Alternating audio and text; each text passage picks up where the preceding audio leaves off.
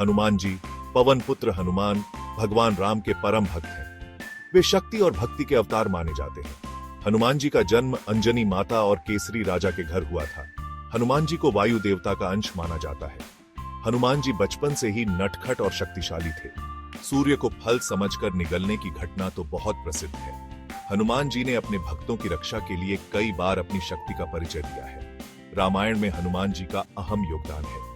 लंका दहन से लेकर संजीवनी बूटी लाने तक उन्होंने हर कदम पर भगवान राम की सेवा की।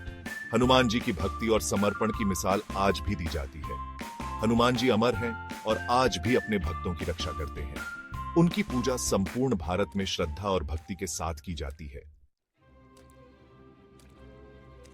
हनुमान जी बल और पराक्रम के सागर थे। उनकी शक्ति असीमित थी। हनुमान जी ने अपनी शक्ति से पहाड़ों को उठा लिया था।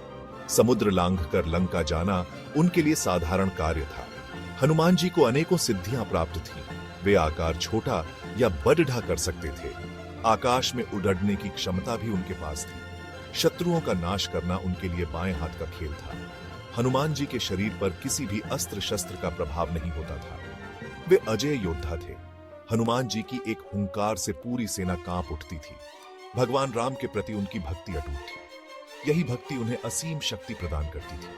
हनुमान जी की शक्ति का वर्णन शब्दों में करना असंभव है। एक बार की बात है, हनुमान जी अपनी शक्तियों पर बहुत गर्व करने लगे।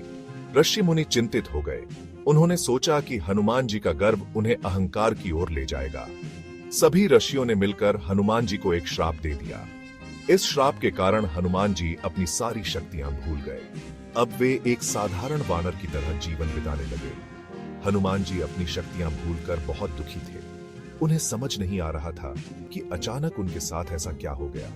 लेकिन ऋषियों के श्राप के कारण वे कुछ कर नहीं सकते थे। श्राप के कारण हनुमान जी साधारण वानर जैसा जीवन बिताने लगे। उनकी शक्ति और पराक्रम अब बीती बात हो चुके थे। जब रावण ने माता सीता का हरण किया, तब भगवान राम को हनुमान जी की याद आई। जामवंत ने हनुमान जी को उनकी शक्तियों की याद दिलाई।